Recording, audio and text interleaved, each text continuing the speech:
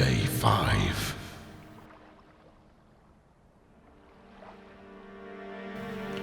It's the 5th day in Eco with Bad Company. I'm Colonel Failure and this is the Colonel's Journal.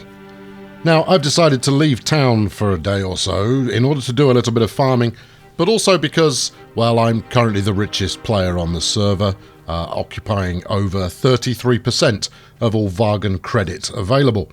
Well, it was their fault for forcing me to change currency. Previously, I was operating on my own failure bucks, and people were complaining about it. So I switched, and everything came up tickety-boo. Anyway, we're on a nighttime farming raid here, and this is my cornfield, where I grow a combination of corn and wheat on this particular field, and it's over the other side of the ocean. Which is actually part of the same continent, if you were to decide to go over land instead. And as you can possibly make out in the bottom right-hand corner, every time I harvest some corn, I get some seeds. Well, I get seeds some of the time, but I'm getting an awful lot of corn, which is good because the corn recipe truly never does go out of style. There's the asteroid look, looming in that way that you would expect a thing that is going to impact in a little over 25 days to do. I'm not downhearted about it. I think we'll be absolutely fine. And if nothing else, we'll be well fed, because my cooking skills are coming on apace. Anyway, today's objective is to look through the farming operation that I've set up, and hopefully we won't have to revisit it too often, because frankly, being out on your lonesome in the fields, toiling away with a hoe and a shovel and a big bag of seeds is no way to live your life if you have the spirit of an adventurer. I don't really have the spirit of an adventurer. I do have a hoe, I do have a big bag of seeds. As you'll possibly notice, there is a little bit of spread going on of corn, and it wasn't there previously. It seems that the ecology in the game, it really does like spreading seeds into the wild if you leave a field fully grown, I think is the way that I'm describing it, fully grown for a little while. You'll actually get some organic spread going on, which it sounds like something you'd get from a specialist aisle in the supermarket, but I assure you it's not. Now, I've stuck a tomato field up here, and it's gone, well, fairly mediocre. We'll have to resolve that.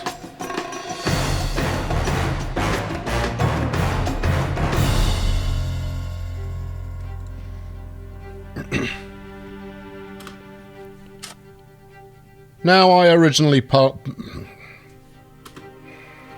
try it again. Screwing up on the third word there is brilliant. Now, I originally planted these tomatoes here because when I first explored this area of the world, there were tomatoes growing aplenty. So I figured, what better place to grow my own crop than right here where the tomatoes seem to be, well, jolly well at home. I built a field out here. I surrounded it as well with, as you can see, surrounded it with this wooden semi-fence in order to keep out some of the more inquisitive four-legged wildlife types who I had suspected had been nibbling on my plants. I'd got no proof, and certainly our hunter, Mr. Sociopath, had been quite happily dispatching the furry friends with pretty free abandon. But even with the fence up, it seemed that most of my tomato crop got killed. And as you can see in my inventory here, I've got just 15 tomato seeds on me, and that is the entire stock of tomato seeds. Now, at the time that we recorded this, the tomato seed could not be artificially manufactured. So if I failed to make a significant growth out of these 15 seeds, well, that would be it. Hope you don't like tomatoes, because they'd be died out. That's quite a cliffhanger for you.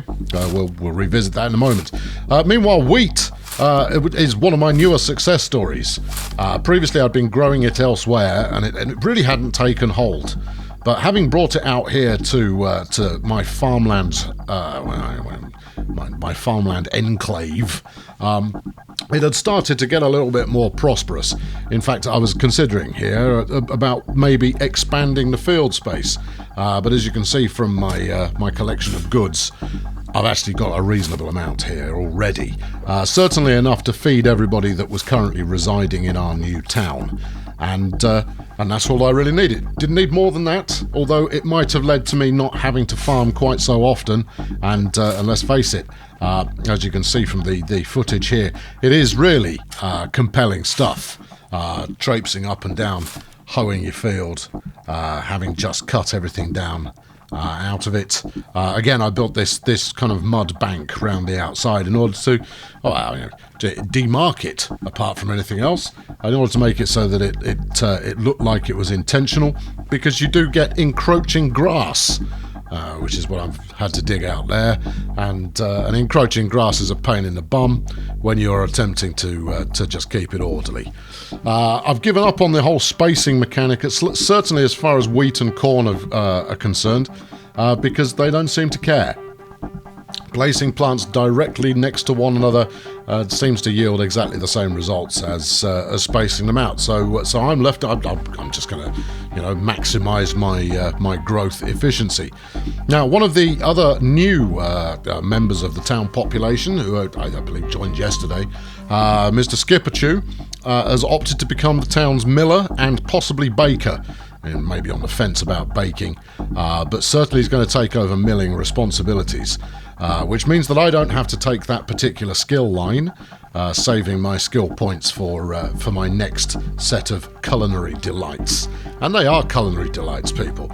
And as much as I could comment for the next, the next 27 minutes or so, I suppose, on the correct way to traipse lovingly up and down a field planting corn kernels in order to grow some more. Instead, I thought I'd give you a brand new recipe.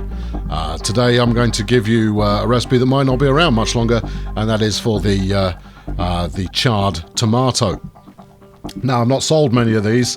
I've tended to hold on to tomatoes for special occasions. But in case you find yourself lucky to have a crop of tomatoes at your disposal, the first thing you're going to do is you're going to need to take those tomatoes.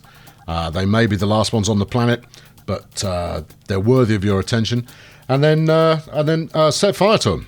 And once you've done that, you give it a little while, and then what do you know? Bada bing! You got yourself some charred tomatoes. Now, the going price for an endangered species that has been set fire to is pretty significant. I suggest you add at least 50% on top of pretty significant in order to turn the kind of profit that is really necessary. You can, of course, just tell people that these things are dying out, and given that they don't really care, they'll just go with it and pay whatever exorbitant price you have decided to set up there. And there you go, that's today's recipe. We'll probably be back tomorrow with another recipe for your kernel failure recipe book. But there you go, that's one handsome looking field. Now, here's a very useful tool that I use on a regular basis. So you pull up the world map here, and then you go looking for the potential growth. It's further down than this, dude. Further down. There you go. There you are. The potential growth for the plant that you are looking to make the most of. And it will show the hotspot on the map of where the soil is suitable and the weather is rich. And as you can see, that was my former tomato field, which was actually in the hot zone, or right on the edge of it, and we didn't get a great result. But this area here, most definitely, is going to be tomato fest in no time at all. Of course, I've got to prepare the thing first, and that's long, slow, back-breaking, arduous work, where you're going to need some Nivea hand cream afterwards, because you really will develop those blisters, and not in a good way. So yeah, after a small amount of hoeing, you should be in business. So with only a few tomato seeds left on me, I've decided I'm not going to invest all of them right now. We'll see how we get on with this lot. And if they take hold, if they prosper, then we'll know that this area of the world is going to become tomato central very quickly. Anyway, I've been Colonel Failure.